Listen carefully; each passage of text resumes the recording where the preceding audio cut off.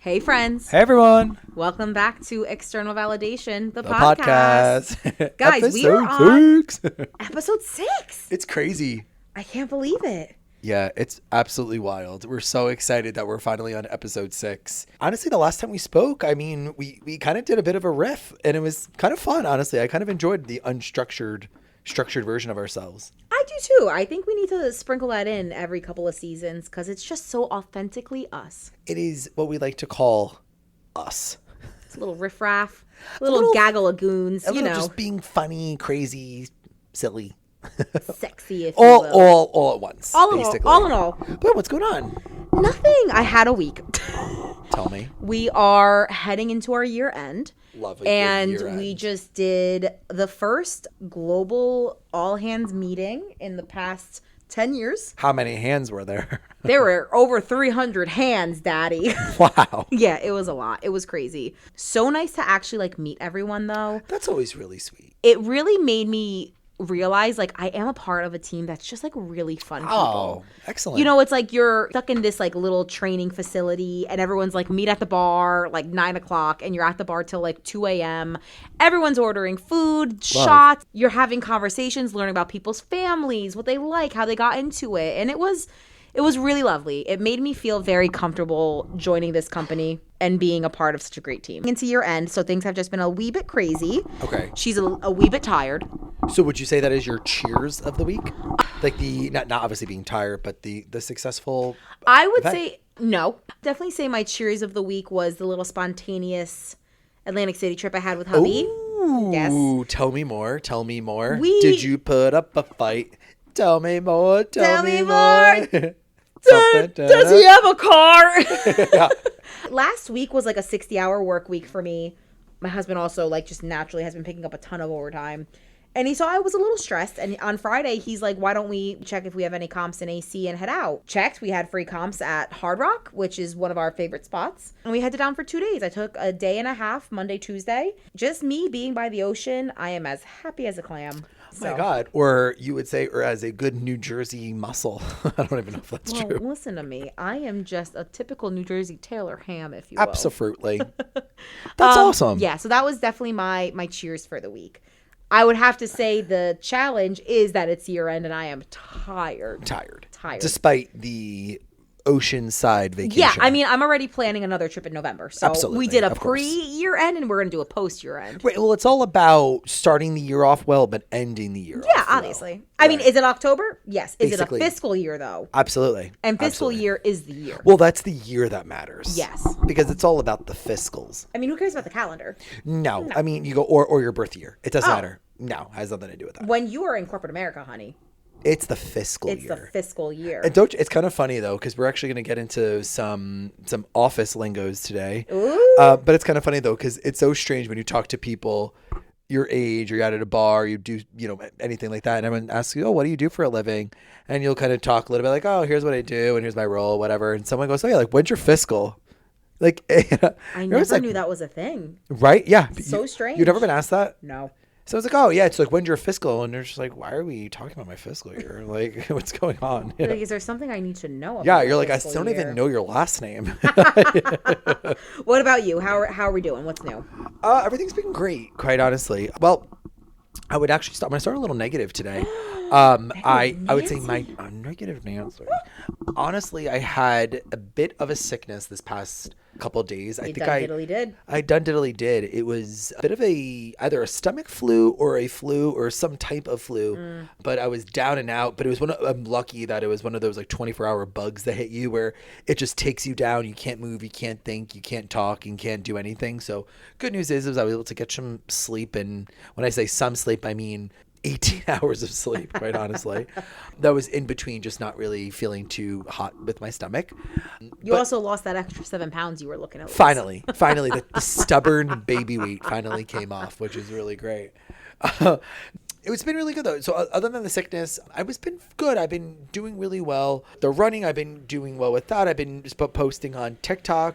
I've been really kind of happy with how I've been handling work more recently. I do feel and I say more recently as in that I take just my identity at work and my performance so seriously when I feel like I'm not giving 18,000% every day, and I might be giving 16,000%. I take it so personally as if I'm failing. Do. So this has been kind of a good kind of uptick in, I guess, call it productivity and even outlook on my productivity. I love this. So yeah, I mean, I would say my cheers is kind of a good uptick in kind of certain areas of my life, and the challenge was just the sickness, quite honestly. I think that's a great segue into the topic of the day. Should we announce it on 3? 1, 2. We know I'm going to mess it up, so you have to announce it. I mean, okay. Yeah. Okay. All right. So let's try it. Let's give it a try. Ready? 1, 2, 3. Office politics for the nice person. Okay, we did it. Yay. We did it. Yeah, no, and this is like kind of funny because Emilia and I talk about this a lot, not only on how it impacts your work, but how it impacts your office politics on LinkedIn, excuse me. Because it's true that, your day-to-day is not just about the people that you work with and having relationships with people that maybe report into you and having relationships with indirect teams that you might work with or might kind of counter support, but also like your managers, your C-suites, your senior leaders. But also too, I think it also impacts the people that you see online. So your LinkedIn network, how you kind of network and market yourself online, your social media, all of that. And it all kind of goes into like the office politics, if you will, because it all is kind of wrapped up in your career. 1,000%. I'm very happy that this is the topic of today because I had a little bit of a snafu at Not work. a snafu. A snafu. A snafu. And I really had a difficult time understanding how to navigate it politically, if you could say. I think because of this, I have a little bit of a different viewpoint on how maybe someone like you at your level would view it. And I think it's a really important conversation because I had like an identity crisis over this snafu. I thought I am going to get fired.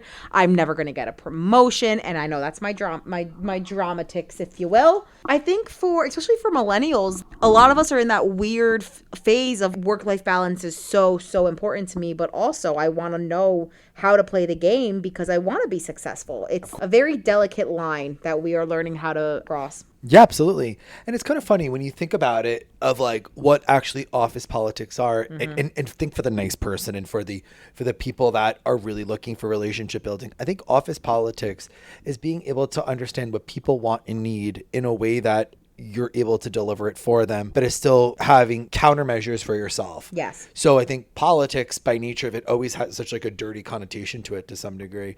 But I think office politics for the nicer people who are looking to market themselves well, be humble, be successful, and also deliver with performance and promise. I think office politics, what really is about being able to lay back on all of those kind of like, that work ethic, call it, and deliver, but also make it where the person ahead of you does well. It demonstrates what quality and positive performance is for maybe more junior folks behind you. And then being able to leverage new ideas on your behalf to sell in something greater for the greater good and maybe for the greater of the company. 100%. So I don't really view office politics of playing this chess scheme and outmaneuvering people, but instead I see office politics of you saying what can you totally control on your own, and then how can you use what you can control on your own to make something better. So almost like a jump off point. 100%. And I think being able to redefine the term office politics isn't a bad thing, right? No. Because what if we were to approach office politics like it was relationship management versus manipulation, Totally. right? That's what it should be. 100%. And I think a lot of people might take that as, oh, well, you're just like, you're being too nice. Like you're being naive about it. And it's sort of like, no, like I'm networking myself. How can we kind of bounce off of each other in the future? If I need you, you need me. How can I'm very big in just the way that I approach my position of how can I be of service to someone today? Yeah. And I think that... But I think everyone of all positions probably feel that way. I think the CEO feels of that, of a board of directors. They might feel the same way of a shareholder. You have interns that are looking to land the job. So I feel like everyone lands it. However, I guess the way you network yourself or might play into, quote, office politics is just going to be a little bit different. Maybe one is about selling in an idea versus maybe selling in yourself. So maybe it's the type of quote like product, if you will, or thing that you're selling in. But I feel like everyone has someone that they're kind of promoting, whether it's themselves or something. You know what I mean? I can see that. I also think too, if you look at it as like a skill set, right? So it's if I could navigate this office dynamic thoughtfully, that's a part of me being effective, Sure. being an effective team member, being an effective person, a part of this company. It's just for me. And again, like, as we know, I usually look through like the emotional side. I don't really look through the logical side. After this whole little email snafu, right, that I dealt with, and really in my eyes ended negatively, I had a very difficult time navigating like how these people are viewing me because of this technological mistake, I guess you can say. Sure. I had to say, how can I advocate for myself in a professional way versus trying to self-promote that I didn't do anything wrong, I shouldn't be viewed negatively. That's kind of what I was dealing with this week, and I kind of just told myself, you know what? Self. And yourself said yes. Who's talking to me? Who is that? Who are you? Wait, you go, Emilia? God? Is that you? Wait, you go self? You go yes. Hi.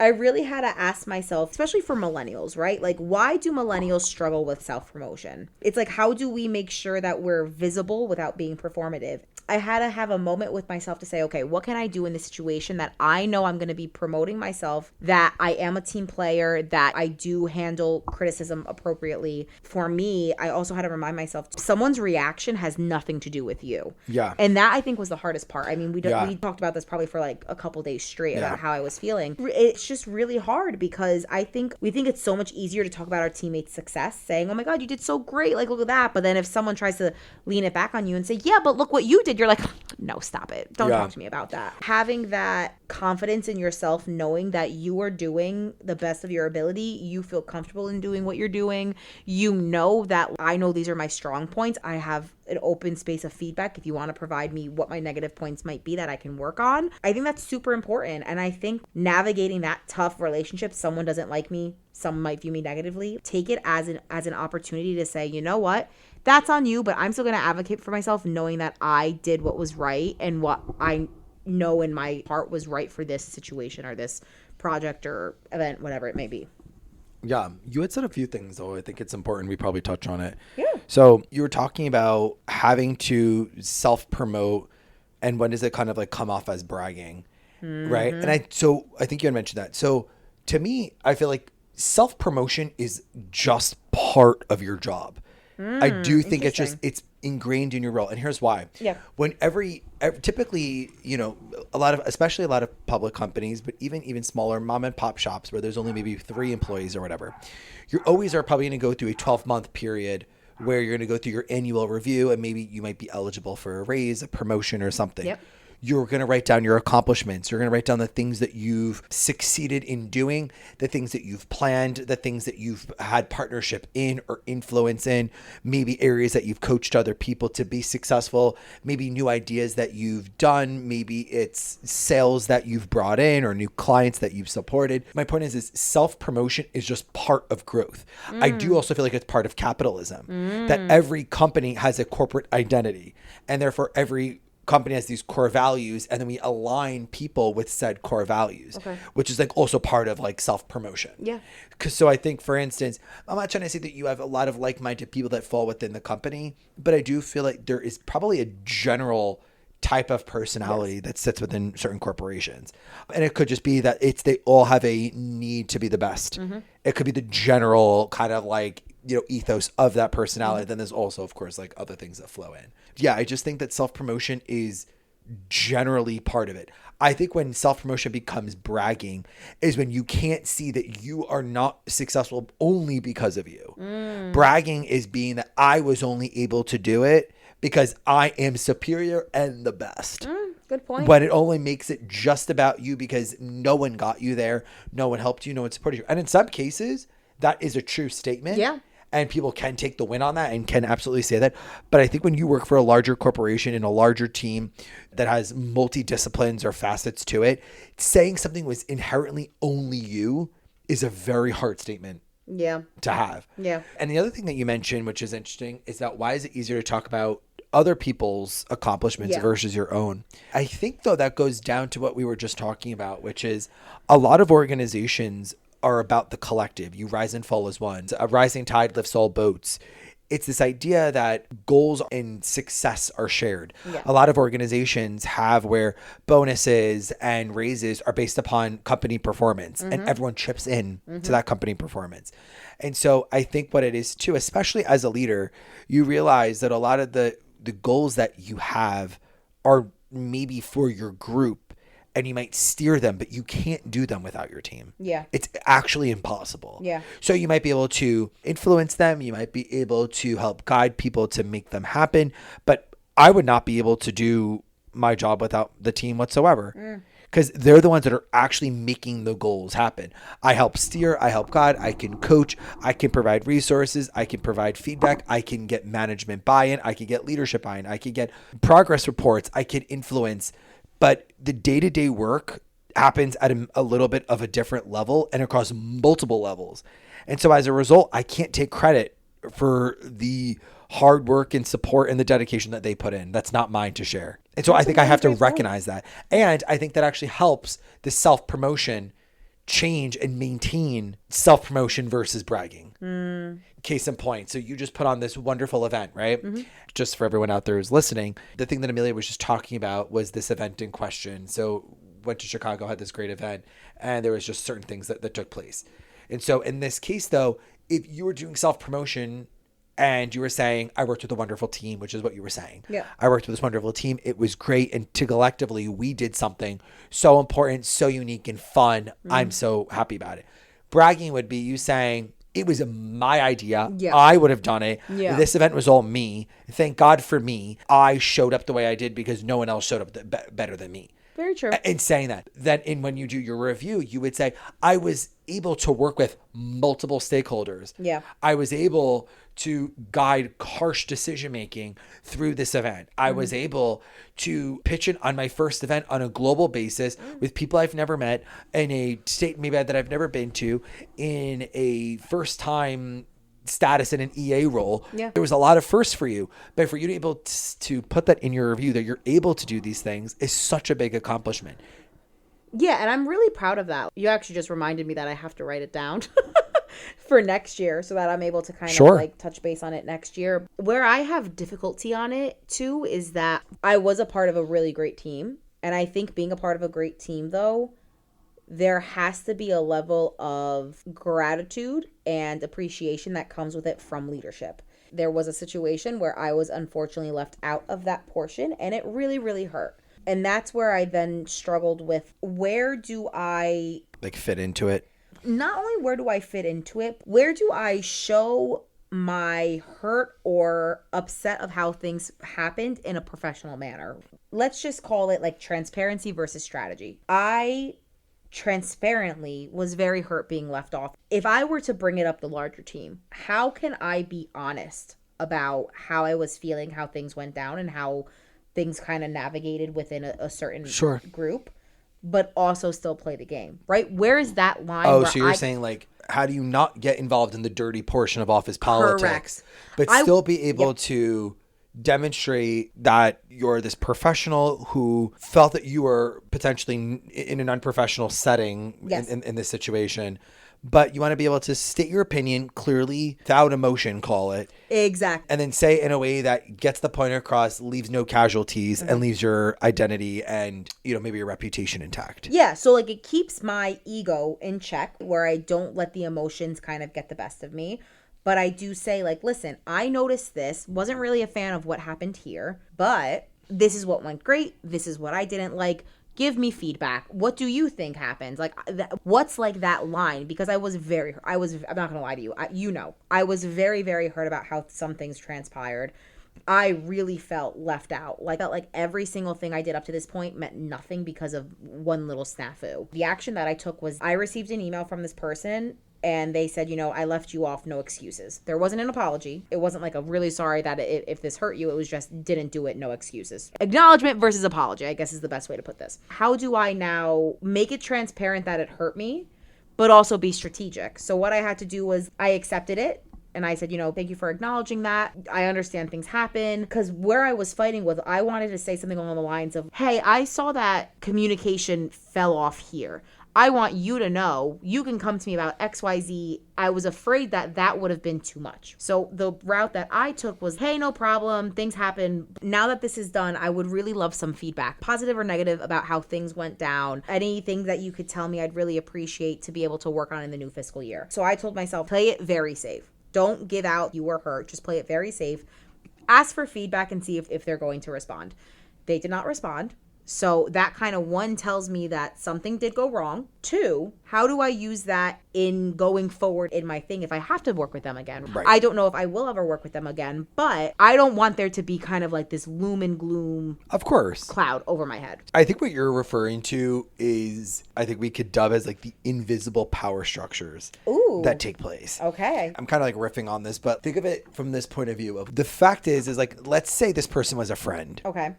Normally you would just say, hey, this really bothered me that this happened. I'm a little frustrated. Mm-hmm. You said things that really, maybe hurt my feelings, made me feel excluded, or maybe bluntly, maybe it's a little bit more bold or direct, and to say, what you said excluded me, and I pitched in, and this would have been a good opportunity for me to get my name out there. And this goes to your point of self-promotion and bragging. So scary. That's so scary for me to ever think of saying think about that. it. A friend, you might be able to say that because you have kind of called the emotional safety measure built in to be like, you know what I'm looking for. Yeah. When you're in the office dynamics and you have those invisible power structures, if you're talking to someone who is of high rank or, high position, maybe they don't take any prisoners in their communication. Maybe you're still out trying to prove yourself, trying to prove your stability, call it your worth, because that's what everyone does, right? Yeah. Like you're trying to prove that they're not an imposter to themselves. Then you're also trying to prove that what you're doing is of value and that you're supposed to be in that role and they're like made a good choice. It's such a weird feeling. That all being said, I think to not get involved in the office politics, the best thing to do is keep it private, keep it objective, and keep it close. So private is not making anything public about it, meaning when the bad news was delivered, not making the bad face, not rolling your eyes, not making it about, not calling yourself out with attention. Okay. Because what that would show is that showing yourself how you can handle yourself under pressure, how you can demonstrate your ability to take on like highly complex and maybe more stressful situations. You're cool and calm. No one knows what Emilia is thinking in the heat of the moment. Also, too, it's not necessarily about you right that in that moment. But you are taking it that way because, of course, you feel hurt, and as you should. But meaning there's 800 people in the room, that it's not the time to address it that way. Yeah. So that's why I'm saying keep it private. So failed on that. That's okay. But listen, this is just my opinion on it. Yeah. I would just say that keeping it private is probably a better point of view to do. And then I think secondly is to keep it objective. Mm-hmm. So now that you've kept your emotional reaction or your visceral reaction or whatever reaction to yourself, I think the next step is to talk about it in private and keep it objective. I personally try to do the benefit of the doubt situation. It was really great that you were able to thank X, Y, and Z people on there. I did put a few things in here. I would have loved to have been called out. It really would have made a difference in my life and my reputation here. I'm still trying to prove myself, and leave it. I'm not a big believer of trying to give them the reasons why you think they left you out. You don't have to ask the reasons why, but I think just keeping it straight up, this is what I wanted out of it. Yeah. And I think when you start to do the root of, you thanked a bunch of people and you left me out, and I just want to understand, because it's not the fact that they left you out. It's the fact that you're like, I did contribute, and you want other people to know. Yeah, that's what you 1000%. wanted. Yeah. Versus explaining why they didn't do it, explain what they could have done. That's a really good point. I never would have viewed it that way. Do you way. know what I mean? Because if you explain it why it happened, it could be an oversight. It doesn't change anything. Yeah, it doesn't. You know what I mean? And it could have been, call it malicious, where they go, yeah, I didn't think you did anything, so I didn't want to lie about it. It could be that too.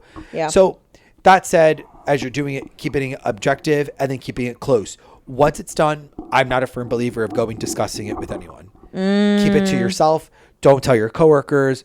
Keep it to yourself, because you don't want to be labeled as the person who either couldn't take the criticism, couldn't take the advice, couldn't take the heat when things got a bit rough. Because right now there are your friends, and there's great coworkers that you could have that are your friends.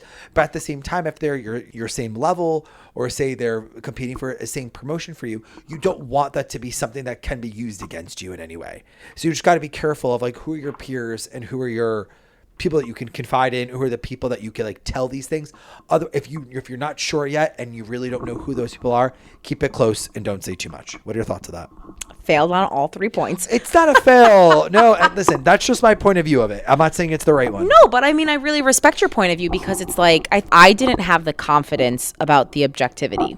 I didn't have the confidence to, as someone who's been moment, for sure. Exactly. Too. Especially, I've only been here for 6 months. This person that I was speaking to is at like a senior director level. Yeah, that's high. They've been here for probably well over a decade. Yeah, so they're established. They're very established. And the thing is, they're also very close with the global head. I want nothing more than to prove to the global. Like, you could say that I'm an intern, and then you could say, yeah, but I'm a global intern. You go, oh, and they're like, wow, you're global. You're global. Established. Yeah. You know me, and that was my intention going into work this week, was that I did not want to wear my heart on my sleeve because everyone at work you saw. You want to wear it on your other sleeve. Yeah, not my left, obviously my right. I know. I had a very visceral reaction, and I was at the table with my team, and my team noticed what I was experiencing over the couple of days that we were there. I went into this goodbye ceremony, I guess you can say, with the intention of knowing she's probably going to leave me out. And when she did leave me out, I looked at like my team and I said, I'm going to the shuttle. And I ran out of there. I try to make it seem like, okay, the shuttle is leaving in 15 minutes. I'm just going to go. I hastily got out of there because I was getting teary eyed. So failed on that. But listen, you didn't fail. No, but it was, you know what it is? And we actually touched base on this today. I have a trigger of certain things because I was laid off twice before. Of course. And I know logically neither of those layoffs was because of how I was as a worker, who I am. It was just unfortunately trick of the trade in corporate America. Yeah. Companies go through wild growth spurts and then the attrition, and I get it, all of that. So I understand logically that was a triggering moment for me because I was so afraid, oh my gosh, they hate me, I'm going to get fired again, or I'm going to get laid off again, or however you want to look at it. I also think, too, when it comes to keeping it close, I believe, and this is also another thing that I think just in power dynamics or being authentic to who you are, it does matter, right? But it's you have to draw the line where being real and too real is at work. So for me, I want to be real. I always want to show up as myself, but you don't have to see the hurt me. You don't have to see the angry me. You don't have to see the disappointed. That's the dichotomy of being liked or respected. Oh, yeah. Do you know what I mean? Yeah. It's one of those things of being liked is great. You get a popular vote. Yeah. And that's a great thing. But being respected means you probably have really good values. And sometimes people would say, yeah, but if I'm liked, I'm respected. They're just not the same thing. Sometimes the most popular person doesn't necessarily have maybe the greatest instincts or the best strategy, or is going to hold themselves to the highest standard. So I think it's important to, you don't have to be the liked person. And I really do believe that. There's a lot of books that even talk about that, of being feared or loved. I know Machiavelli, The Prince, was one of those too. I tend to try to lead myself on the respected principle versus on the liked one, because I do believe that corporations pay you for that. I don't believe that if every job was a popularity contest, I don't think jobs would actually be that effective. Really? Yeah. See, it's so funny because anytime you would look at who are the people that are everyone gets along with, everyone always thinks the loudest person or the most authentic person are the most visible, and they're the ones that are always going to get that promotion. They're the ones that are always going to, you can do minimal work, but you're really fun. It's fine. Well, I think you want to be liked, of course, important to be liked because you need allies. Mm-hmm. But I think being liked over being respected is not a good thing. Interesting. Put it this way. The way I look at it is, if you're doing your performance review, I've never, ever answered a question about myself or about someone else saying, do you like this person? Because it doesn't matter what I think, whether they're if I like them or not. Someone can be, and honestly, and I do believe this, I would prefer to work with someone who is really good at their job and is smart and is hungry and is capable, has empathy, cares, but sometimes might be a bit rough. I would rather that. Okay, that makes sense. I do feel that, that they're still getting their job done, and you could coach that. Someone who's only looking to be liked might fall for anything. Someone who wants to be True. liked is really only maybe going towards the office politics game. And it's hard to manage, lead, and maneuver around someone who's looking to just be liked. Because what it also means is that as they're making the deal with you, they're making a deal with someone else. Very true. And you don't know then whether or not they actually agree with you. So to me, it actually breeds a bit more insecurity on my end. Yeah, you know what it is? I think I'm convoluting liked and respected. Because you would think if you're liked, you're also respected, right? And I feel like a lot of people sometimes do that. Right. A good example is like you look at a lot of CEOs of Fortune 500 companies. They always have we make very quick, fast, decisive actions and decisions. Some of them aren't likable decisions, but they're fast. So they're respected for the speed in which they make a decision. Here's a good example too. Let's say you have a really great boss, nice person, and they say to you, Emilia, you're wonderful, you're amazing, super complimentary. And they're very complimentary and positive to everyone in the office, right? Okay. They're very, very well liked. Yep. Let's call this person Bob, just to make it easy. Bobby boy. Bob, I have a problem. I need to know in the next 10 seconds whether I should go right or left. And I need to know right now. Bob stalls out because Bob's like, well, I don't know, because Bob is right now. Let's say Bob just wants to be liked, because if you go right, Bob's going to piss off Sue. If he goes left, Bob's going to make Sue happy, but he's going to piss off Travis. So he stalls out because Bob doesn't want to piss off Sue, nor does he want to piss off Travis. He doesn't want to let anyone down. Then Bob goes to you, yeah, but Emilia, like, what's the option 3? And you go, there's only options 1 and 2. Respected is going to be, we got to go right. And Travis is just going to get upset, but I'll talk to Travis. And what we have to realize is this isn't ideal, but it's the best solution that we have today. And we have to make this decision because we have to prioritize the progress. That's interesting.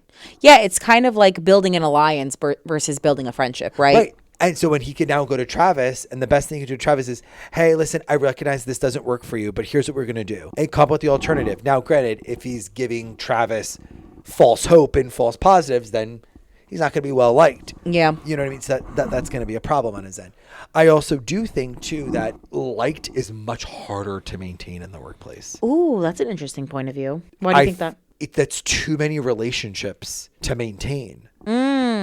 Respected is just, you're just authentically you, and you have a mission and you're doing your job. It's simple. Where, at least in my opinion, but liked is, I have to go out of my way to find what you like, transform my ideas into it, and then give you ideas that suit you. That's a lot harder for me to do and be consistent on that. That's a really great And then if I'm in a room with, say, Emilia and let's call it Bob likes bread, Emilia hates bread, and they're asked, Chris, what do you like? But I told you whatever you want to hear because I wanted to be liked by you. Now what? What do I say? I go, I like both. Sometimes I like one, sometimes I don't. Yeah, it's kind of like who are you trying to placate the most? Right. Whereas respected could be like, yeah, no, I don't really like bread. And if Emilia goes, let's say you go, but you know, I don't know how you can like bread. It's disgusting and stuff like that. Yeah, I like it. It is what it is. Yeah, I like it. That's how I view you with potatoes. Yeah, but you respect me for it. Of course I do. You go, not really. Yeah. You go, but you know, I don't know. Politically correctness say, yeah, of course I respect you. Deep down, I'm like, who is this man? I find you to be triggeringly horrible. I'm not only triggered by getting fired, I'm triggered by someone who doesn't eat a potato. Yeah, I go, the real egregious crime here is that, quite honestly. Yeah, you're missing out on a fried piece of starch. Yeah. But look, like, I think the conversation about office politics is a big one. And I think what the good news is when you play it right, and when we say play it right as the nice person, you have a little bit more maneuverability. And so, I mean, I feel like maybe we wrap it up, Emilia. Maybe what we say is let's give our put a nice little bow. Put an intention. I like our intentions that we have. I say net. I say this. My intention is I want to go out and put myself in a situation whereby I know what I believe is the right answer. And even if it makes me look ridiculous, I want to state what that right answer that I believe to be true. And if someone gets mad at it, whatever, of course I'm going to deliver the news professionally and cordially and polite, etc. But I want to deliver unfavorable news to someone this week, or a dissenting opinion, but say it in a way that if it changes your opinion, it changes your opinion of me, but at least I know it's authentically me. Yeah, I think that going into this year end and experience what I experienced, that's a really good intention to have, especially being new. You know, you still kind of struggle to see where you fit into things. But I think for myself, going back to it, I'd rather be respected than liked. And I'd rather people just say no, know that they can rely on me. No, ma'am. No, ma'am. Listen, hey, don't do it. No, sirree, Bob, is what I'm going to say. Imagine. No, sirree, Bob. I don't know who you think you're talking to. At work, like you could say stuff like that. Well, see, like imagine. I did call our global head Jer Bear, so we're doing great. Oh my gosh. I think he enjoyed it though. I think it likes my little. I don't humor. have that. Like I tend to be very like stoic. Although I just did this Enneagram thing. What's that? So it's basically like personality test, and it says like who you are and what your personality traits. Oh, is it like the introvert versus like the builder or something like that? We did that that was our training, soft skills. I think there's like different versions of it. It probably is probably close and or somewhat related. But Enneagram is like, if you like looked, I don't know if you're looking it up right now, but it's like ENNEA gram.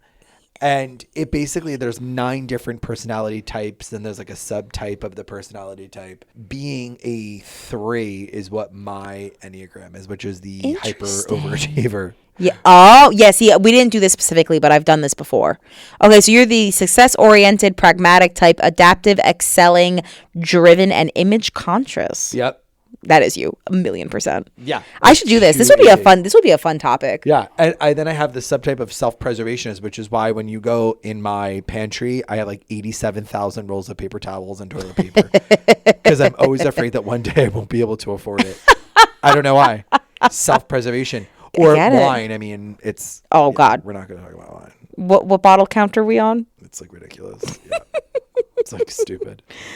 Interesting. Yeah, we did, the one we did was called like 16 personalities, and it told you if it was like you were an introvert or an extrovert. Then it was like if you were something else. I don't remember, but it was like you had like 4 letters and it described like what you were. Oh, okay, cool. I just remember I was introverted. I'm like the introverted extrovert. Yeah. But they were like, it was actually really funny because me and my manager had this same exact one. Really? Yeah, and it's funny because like I look at her, I'm like, wow, we're so different, but I guess we're more alike than we thought. Situation. Interesting.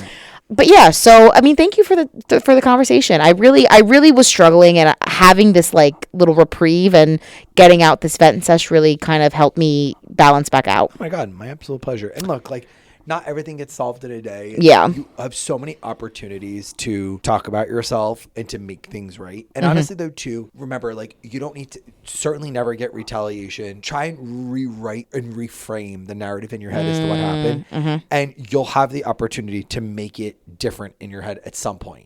Yeah, I'll get there eventually. Yeah, it'll be there. And you never know, this person might come to you and ask for your help, and all of a sudden you're going to be like, yeah, I don't know why I beat myself up over this. Think of the person who's talking to you. Is Emilia talking to you, or is it your subconscious telling you something different? And let's see what happens. What a way to end the Boom, episode. Shakalaka. Chris. Emilia. Self. God. Yes, is that you, Margaret? Are we talking to Emilia, or are we talking to Emilia's self? From now on, should we refer to each other in the third person? Yes. Chris doesn't like that. Emilia hates that. Yeah. I think we'll give it a try. We'll give it a try one episode. All right, everyone. As always, we are now wrapping up episode 6. We hope you enjoyed it. As always, we are on every social media platform basically known to man, between Podbean, Spotify, Amazon, iHeartRadio. We're on Deezer, and we're, of course, on TikToks. Definitely follow us there at M or at Christopher P. And yeah, like, subscribe, follow along. We're always so excited to chat with you and leave comments because we want to hear from you too. Let's get the engagement up, people. Have a great rest of your week, guys. We'll see you again next week. Thanks, everyone. Enjoy your week. Bye.